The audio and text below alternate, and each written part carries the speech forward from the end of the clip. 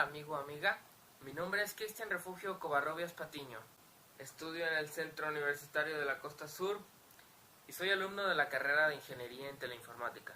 Actualmente curso el segundo semestre y esto es un videoreporte de la práctica realizada en el laboratorio de redes. Y bueno, comenzaré, pero antes mencionaré el nombre del asesor que imparte la materia, Agustín Jaime Núñez Rodríguez. Y bueno, la práctica anterior, que fue en el laboratorio de redes, se nos dio la oportunidad de ver y de identificar el distinto tipo de cable utilizado en el campus Cook Sur. Jaime nos mostró los 3 tipos de cable más usados, que se distribuye en video, voz y datos: cable coaxial, cable UTP y fibra óptica. Pero bueno, antes de comenzar mencionaremos las características de cada uno de estos cables. Y bien, el cable coaxial es un cable mayormente utilizado en la transmisión de video. Este cable cuenta con un núcleo de acero recubierto de cobre, un aislante, una malla metálica y un protector plástico. Su medida o grosor forma parte de la familia RG, la cual va desde la categoría RG56 hasta la categoría RG72. La categoría más usual que podemos encontrar en nuestras casas o en cualquier otro lugar es el cable tipo RG58, que es el que todos conectamos a nuestro televisor. Algo muy interesante que yo encontré fue que al buscar información acerca del cable coaxial me decía que su núcleo era de acero recubierto de cobre, lo cual creía yo que no era tan efectivo porque era acero cubierto por cobre.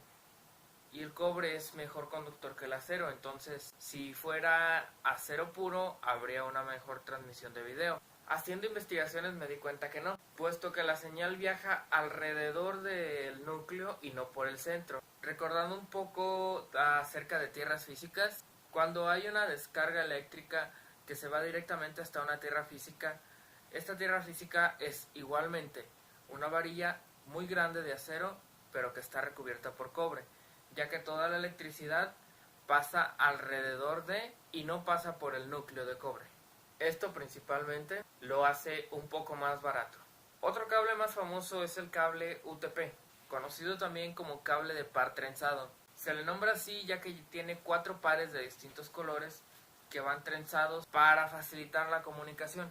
Puede venir blindado o no, dependiendo del fabricante y dependiendo del tipo de categoría. En el par trenzado para datos, es muy común encontrar los colores blanco-verde, verde, blanco-naranja, naranja, blanco-marrón, marrón y blanco-azul y azul, cada uno trenzado con su respectivo par.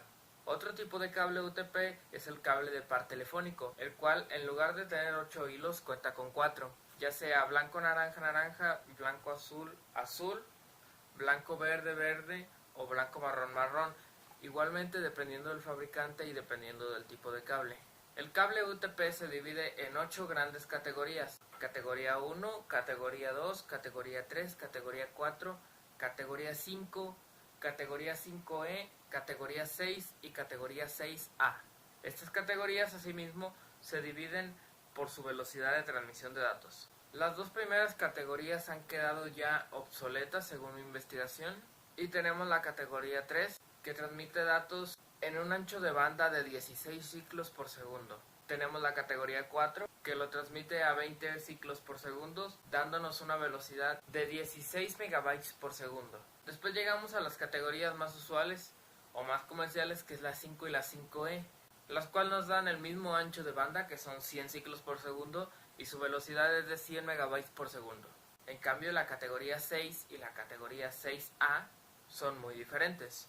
Mientras la categoría 6 da 250 ciclos por segundo, la categoría 6A da 500 ciclos por segundo. Esto quiere decir que mientras la categoría 6 nos da una velocidad de 1000 megabytes por segundo, la categoría 6A nos puede dar una velocidad de hasta 10.000 megabytes por segundo.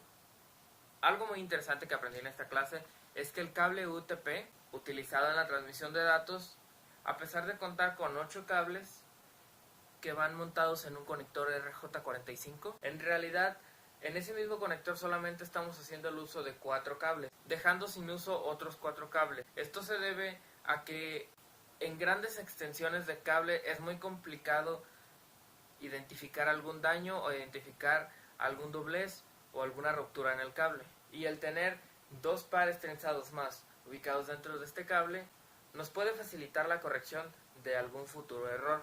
Y si se llegara a dar el caso, nos puede ahorrar tener que cambiar toda la extensión de cable. Asimismo también con el cable de par telefónico, el cual cuenta con 4 cables, de los cuales solamente se utilizan 2. Y por último llegamos a la que para mí fue la más interesante, que en este caso es la fibra óptica. Y bueno, recordamos un poco, la fibra óptica se divide en fibra de vidrio y fibra de plástico. La gran ventaja de la fibra de plástico sobre la fibra de vidrio es que es un poco más flexible y nos permite manipularla un poco más a nuestro gusto. Por en cambio la fibra de vidrio es un poco más sensible y tiende a quebrarse muy fácilmente. Esto no quiere decir que también sea igual de efectiva que la fibra de plástico. Y bueno, la fibra óptica, el cable de esta fibra óptica es un poco diferente o cambia un poco más el estándar de este tipo de cable, ya que es un poco más grueso, pero a la vez al abrirlo es un poco más raro. Al cortarlo, en el exterior nos encontramos con un recubrimiento de plástico un poco más duro que en los otros cables. Después con una armadura, puede ser de plástico, puede ser de algún otro tipo de material que recubra todos los demás cables que hay adentro. Dentro de esta nos encontramos con un tubo holgado que por dentro tiene una protección contra el agua, que nos ayuda mucho para proteger la fibra óptica que se encuentra dentro de estos tubos y nos ayuda a poderla mantener ya sea bajo el agua, bajo condiciones de humedad o bajo algún otro tipo de complicaciones que nos pueda dar el medio ambiente. Cabe mencionar que muchas veces este cable tiene por un lado un cable de acero o un tirón de cable trenzado de acero, llamado también mensajero de acero. Investigando encontré que este cable sirve para señalar por qué lado se encuentra este dicho cable de acero y por qué lado se encuentra el cable que contiene la fibra óptica. Esto nos ayuda mucho, ya que puede indicar por dónde podemos doblar el cable, ya que si dobláramos el cable hacia un lado al contrario del mensajero de acero, podemos quebrar más fácilmente la fibra óptica. Y bien, algo impresionante de la fibra óptica es la comunicación tan rápida a través de un haz de luz, es decir, la transmisión de datos interpretada en un haz de luz LED o un láser. La fibra óptica se divide en múltiples nodos, como lo había mencionado al principio, ya sea de plástico o de vidrio, que van dentro de todos los recubrimientos o blindajes de este cable. Puede contar con 4, 6, 8 o más nodos, es decir, pequeños cables o fibras ya sea de vidrio o de plástico. Al igual que el UTP, de todas estas fibras solamente utilizamos 2, que son las principales en la transmisión de datos, o las únicas muchas veces. Pero ¿qué es lo que pasa con las demás? Bueno, como la fibra óptica es muy costosa, para asegurar la comunicación quedan más nodos libres para poder ser reemplazados fácilmente en caso de que haya un daño físico en este cable. Y bueno, es muy difícil identificar la medida exacta o la cantidad de datos que se puede transmitir en un segundo por medio de la fibra óptica, ya que esto depende mucho de cómo se lance el haz de luz o el láser por medio de esta fibra óptica. Es decir, ayuda mucho el ángulo con el cual se mande el haz de luz o el láser para que viaje a través de toda la fibra óptica, ya que una mala inclinación puede causar ruido en la señal. Acerca de su velocidad, en lo personal yo solo puedo mencionarles que la fibra óptica puede trabajar aún muchísimo más rápido que la categoría 6A del cable UTP. Claro que la gran diferencia es el costo y el tipo de equipo que se necesitaría reemplazar para empezar a utilizar la fibra óptica. Y bueno, esto fue todo lo que vimos dentro del laboratorio de redes, entre otras cosas que yo investigué para complementar un poco más este video. Espero haya sido de su agrado y haya logrado transmitir un poco de lo que yo adquirí en esta práctica anterior. Me despido y espero estar subiendo pronto un nuevo video.